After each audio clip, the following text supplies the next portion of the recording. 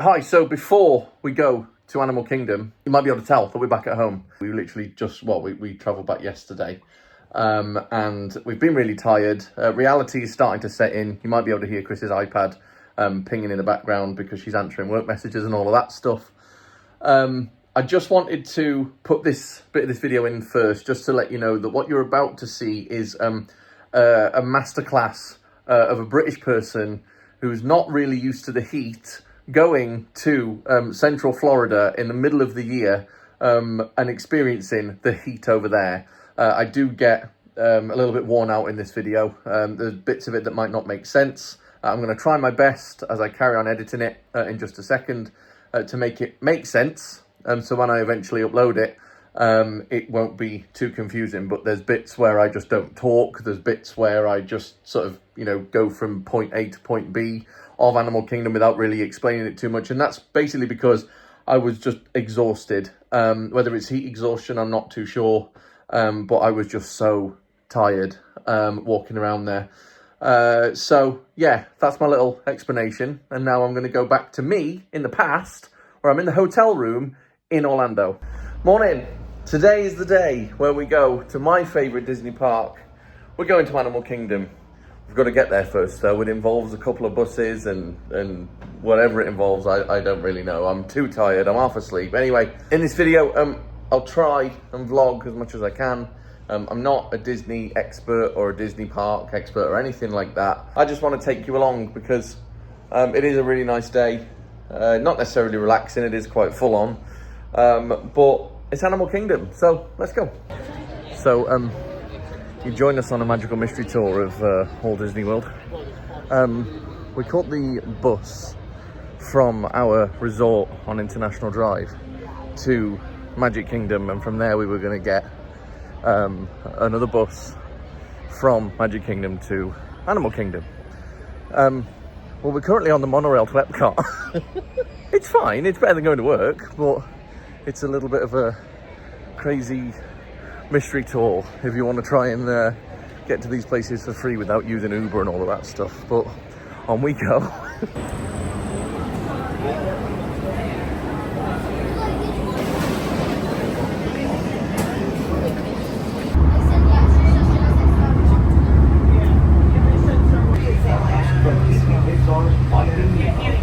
Ladies and gentlemen, I'd like to introduce you to the quickest tour of Epcot you've ever seen in your life. There's the ball, and we're going to the exit.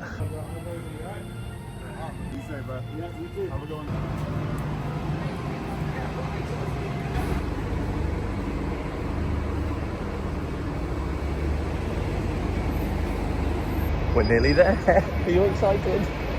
We've been traveling so far for about an hour and a half.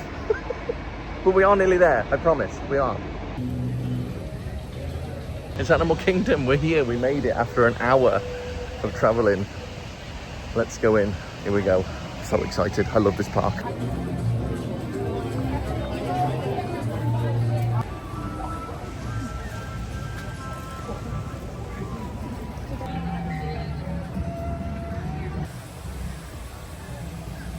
I'm overwhelmed in this place, I don't know where to look.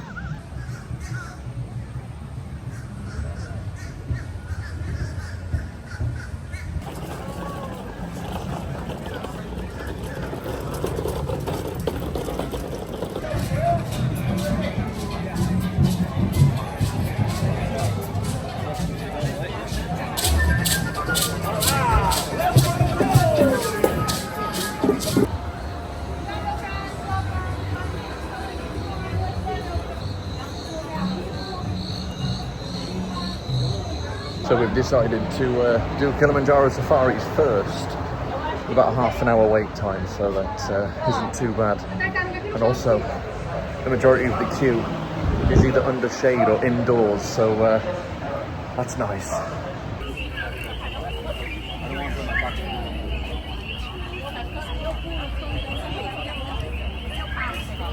I say it's a good thing that we're in the shade. It's boiling. Is where you will stand just before you board your vehicle. Zone 2 is immediately. Antelope towards our right-hand side. These are the greater kudus. The greater kudus are one of the taller antelopes on the reserve, standing at about 55 inches tall at their shoulders. And it looks like there is a Maasai giraffe over on our right-hand side. Thank you. Now we can tell these are Maasai giraffe because they have a jigsaw puzzle-like pattern on their coats. They stand at about 18 feet tall, and their neck makes up almost 6 feet of their height.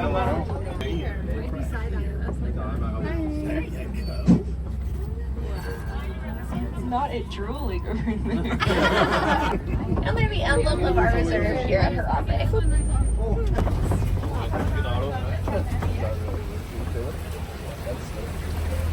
Lions are one of the only big cat groups to hunt in groups.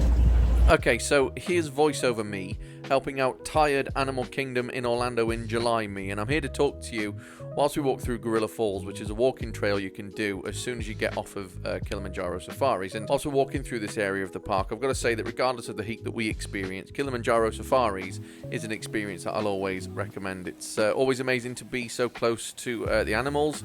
Because of the theming of the area as well, it honestly feels as if you're on safari, like for real. Now, the Gorilla Falls trail itself can be a nice experience as well, and it's got a few different animals to see, including fish and birds, and of course the gorillas, which are at the very end of the walking trail.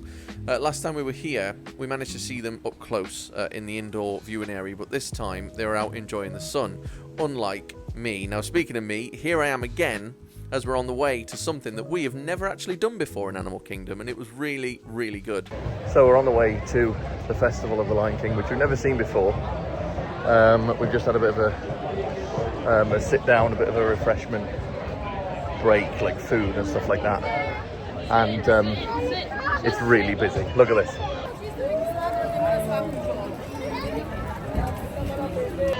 Now, I think all of those people were people coming out of the last showing, but oh my god, there's just people everywhere. Like the world's population are just congregated in one area.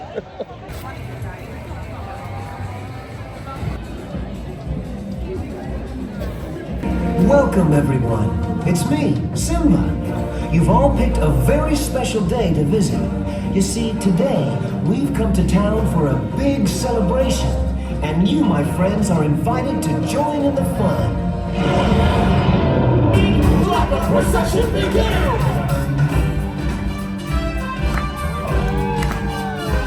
I just can't wait to be here. Hiya, folks. How you doing? Don't worry, your old buddy Tim Up is here. The show can begin. Hey, what are you doing? Slow down, slow down. It's supposed to be center stage. Who's driving this thing? Timon! Glad you couldn't make it. We can't have the celebration without you.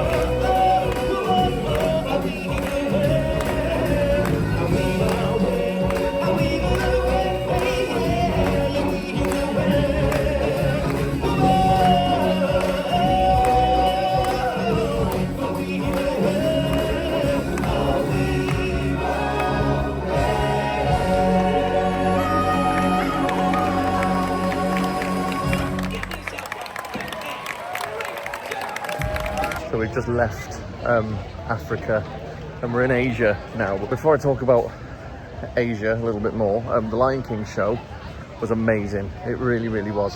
So to reiterate what I said about the Festival of the Lion King, it was a really good show. Everything from the singers to the stunts to the animatronics were all really good, and it just confirms that Disney definitely knows how to put on an amazing show. But as we went into Asia, we discovered this, which was another show called Feathered Friends in Flight. Now this was a really informative show, and it had birds there that we'd never seen in person before, which was really cool. I didn't capture much footage of the show though, because I don't know whether I've mentioned this yet, but I was feeling really quite tired and exhausted. All joking aside, I honestly had no energy to talk. My feet were on autopilot. I was just walking wherever my feet were taking me. I was sweating constantly from places I never thought I could sweat from, and I just couldn't find it in me to talk to the camera at all, which is why I'm doing these voiceovers. But after walking some more and watching the Finding Nemo show, we headed over to Dinosaur, which, as I'll point out again in just a minute, was for the last time because according to Google, it's scheduled to close in 2026.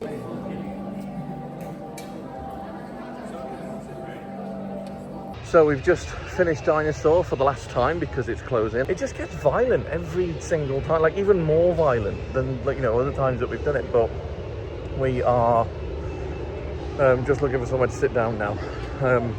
I was tired, as I've just said. I think the heat got to me a little bit. I almost fell asleep when we were watching Nemo. But here I am, and I'm awake, and I need some food because I'm starving. So we've found a spot to have some food. We're not eating in the parks today. I don't really know why.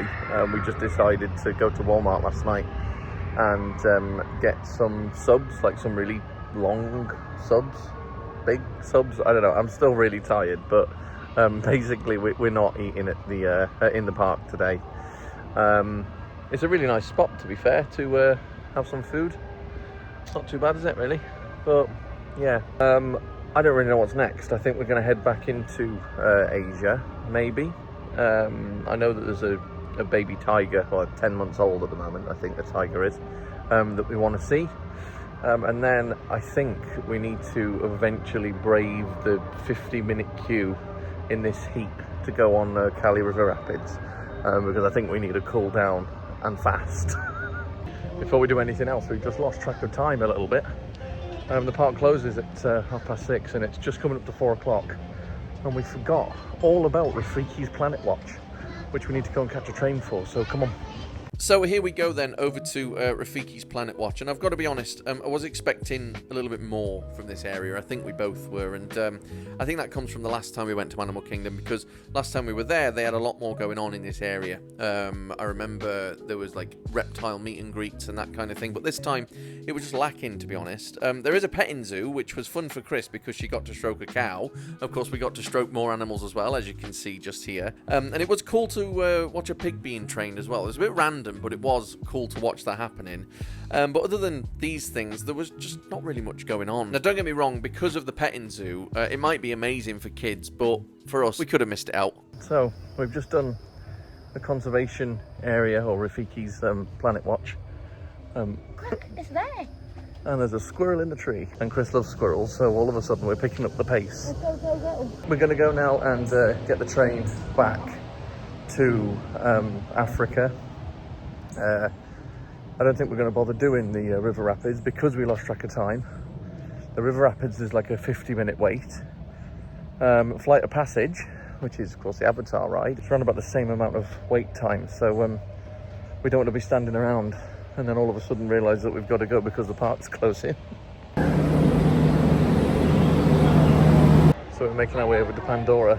Remember earlier on when I said that it's really busy? Look at it now.